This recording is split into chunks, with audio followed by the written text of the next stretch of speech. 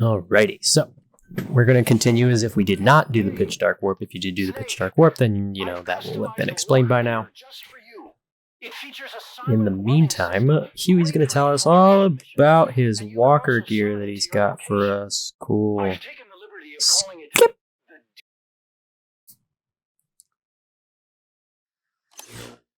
Alright, so when we get back into the game here, we're just going to start Lingua Franca. And I'm not too keen on apparently being near the terminal. So, run toward the terminal or ride toward the terminal. And the mission will start automatically when you're right next to it. I'm going to play this little cutscene every time too, though, every time you do that. Alright, Lingua Franca. Pretty straightforward. It's just like rescuing Kaz in episode 1. We're just going to make a run for the Viscount with a specific line and just extract him and peace out. At least with him, you can use the Fulton to actually extract him as opposed to just about every other prisoner you're going to rescue, which you need to obviously carry them out somehow, put them on the chopper or whatever. We're going to go right through the village, because it's not as well watched as you would think there is. This guy's going to notice D-Horse, but not think anything of it. You know, why is there a horse in Africa that doesn't look like a zebra? I don't know. Don't worry about it. But it had a saddle on it. And it's probably just a runaway. Anywho, this guy likes to see you at times, but he's a lot more turned around if you have to do the chopper skip version of this mission. Go around the swamp here, and you're looking for this little hut structure, which is behind this tree. And there's one guard in front of it. And being behind the tree is going to obstruct his view, so he's not going to alert right away. Pick up the Viscount. We're going to just throw him outside of the little hut here so we can just put him on a balloon and get him out of here. Pay attention to that profile picture. You might see him later. You don't necessarily have to cigar buffer here. I just do it for fun. While Ocelot begs you to extract the interpreter. The interpreter is entirely optional. You don't need him. He serves no other purpose than to waste your time. So after mission 14, we are going to return to the ACC via the pause menu. Cut loading time. And we are going to chopper skip our way into mission 15, Footprints of Phantoms. This is kind of a fun one, because there's a few ways you can do this. You can use the airstrike, which is what we're going to do here. You can sneak in, throw a smoke grenade on one of the walker gears, and, you know, use the other walker gear to destroy the other 3, and then blow up the last one that you're using. It's pretty fun, but as per usual, we're going to checkpoint. The PF at Ditati Abandoned Village has been supplied with walker gears. And I always get lost in this mission with the terrain. It's kind of crazy. Whatever you see fit. Good luck, boss. And we've swapped to D. Walker, in case you haven't noticed. So that he's going to be our new friend. We're not going to use D-Horse again. I hope you enjoyed your time with D-Horse, because D. Walker is the vastly superior off-roading vehicle. When you get about to this burnt landscape, you're going to want to drop a strike there. And you need to hurry and get closer to it as you can. Like I said before, if you're further away from the strike point, it's not going to work. We're going to stop right about here. Get off of him, and we're going to use a cigar and open up the iDroid real quick, because the strike will still commence, and you want to drop another one here. Right about there. I use that bottom left corner kind of as a visual cue and put the building inside of it. And then almost immediately, it should destroy the other 2. And then you just turn around and get out of here and move on to mission 16. Mission 15 isn't complicated, it's just kind of a headache from time to time. But once you know what you're doing with the airstrikes, it's actually one of the easiest missions you'll do. Mission 16 isn't that bad either. It is a skull fight, but it's a very easy skull fight.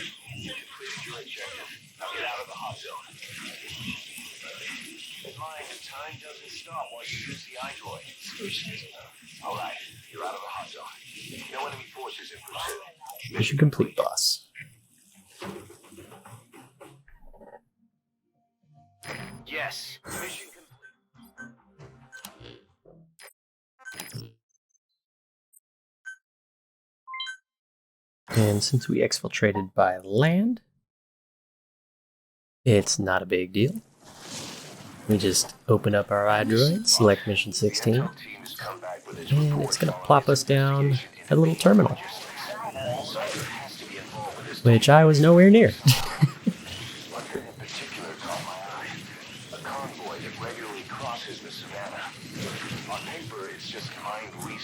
All right.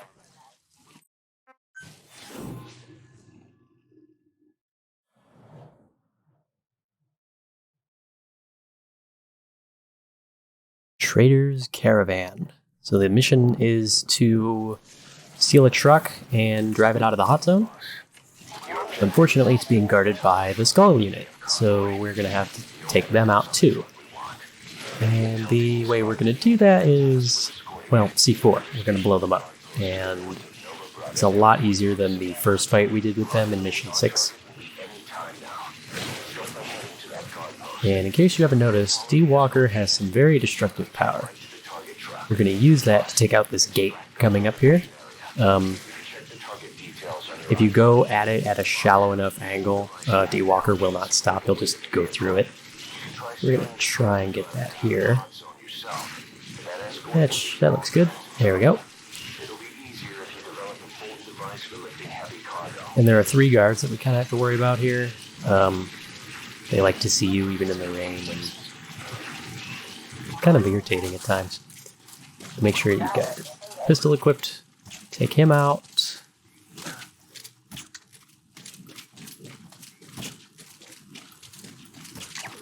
And since it's raining, wall shots and distraction warning shots are not good. We'll place all of our C4. No, I said you go to sleep, please. There we go. Make sure you equip the Fakel for this. And you want to be right about there, give or take. I think I've backed off a little too much. Yeah, I did, so it's not too bad. The backup is just keep shooting them. Like that.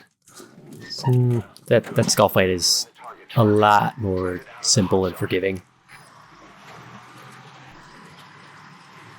And you just kind of drive it out of here and you follow the road. And from here you drive straight out of the hot zone. There's absolutely nothing to this exfiltration. It's literally straightforward.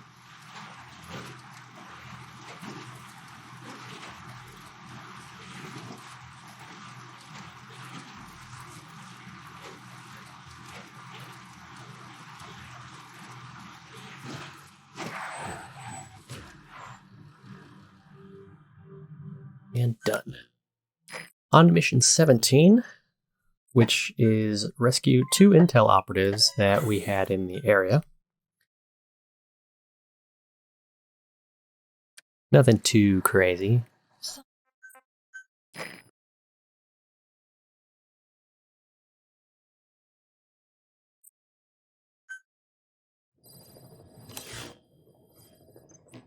Boss, this is an emergency. We had 2. And we're going to chopper skip our way in, make sure that D-Walker's our friend, and drop it to 1800. It's a rather long exfiltration as we're going to once again be exfiltrating towards our next mission. The next mission is a little bit further north than where we'd like, but the starting point is very convenient. And I'm going to equip the 2nd rank chopper here because we're going to need to call it in this, not this mission, but the next mission in mission 18. And it's just convenient to do that because we're already in the ACC anyway. So after the checkpoint, you just make sure that you call D-Walker, and he will spawn probably behind you. Lucky for me, he's on the cliff this time. Woo! And we're going to run straight for the forest. The location of our men that we're here to rescue does not change. They're fixed. So you can just get on D-Walker and go straight for the first one here in the forest. He's not going anywhere.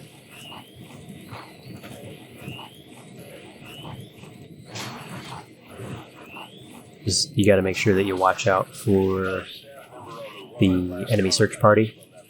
If they alert, there's a possibility that they'll kill the other one, and that's not a good time. Bolt and extract that one. The other one you have to carry out, which isn't a big deal. D. Walker comes with a tactical arm. Hey, that guy looks familiar. Pretty sure we just rescued him. Anywho. As Ocelot said, there's not a lot of places to hide on this one, but we're speedrunners. We're in and we're out. Doesn't matter. Let's see if we get the thing there for D. Walker not to bonk. And you kind of need to duck for this one, so readying your weapon is a good way to do that, because D. Walker will duck a little bit and get you out of there. And out we go. That was pretty smooth. And there's this mountain range in the back. And that's where we're going to be heading. And just continue straight onward, and it'll take you out of the mission area. Alrighty, so mission 17 done. We're moving on. Mission 18, Blood Runs Deep, is to take out 6 targets from some general who doesn't want them to talk. I don't know, they don't go into any more detail than that, really. It doesn't matter. This one we do want to go to the further away waypoint, which should be up north here. And the reason for that is it gives you a very nice view angle of one of the targets you need to eliminate.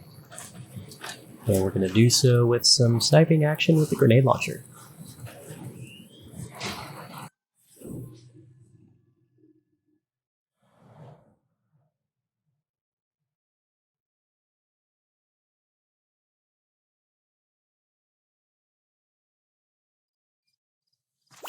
Alright, so we're going to stand on this rock, and you're going to line up with this power line. When you see that door open, fire. And just a hair high, so you want to just a touch under. There we go. First one dead, and off we go.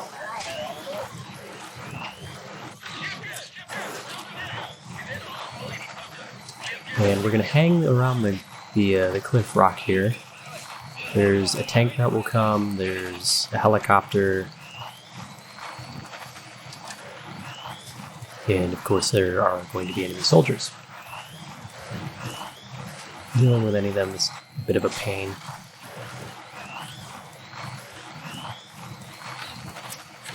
But, just keep going. I'm going to call our helicopter here, put him at that landing zone. It's closer than the one the game is going to give you here. These kids, they're slow. So, but the cool thing is, you'll only need to rescue one. But just to make matters a little bit easier, we're going to use a smoke grenade again.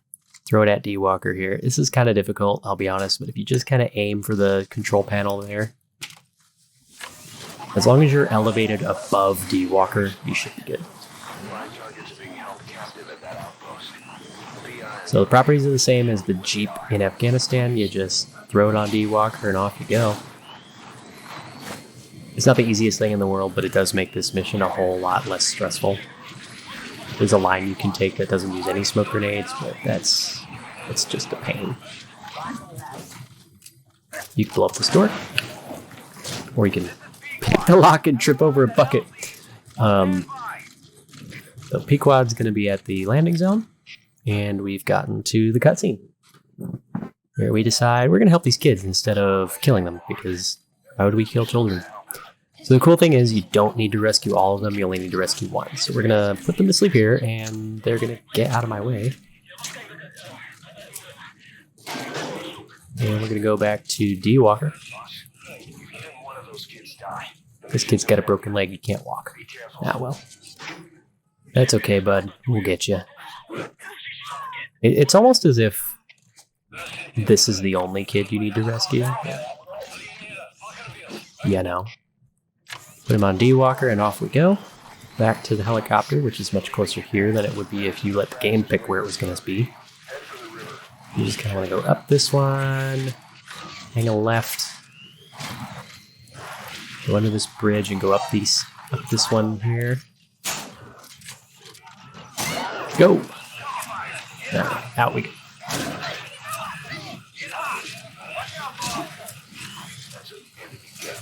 And Pequod's going to do us a favor and give us some cover fire. Meanwhile, we're going to the landing zone.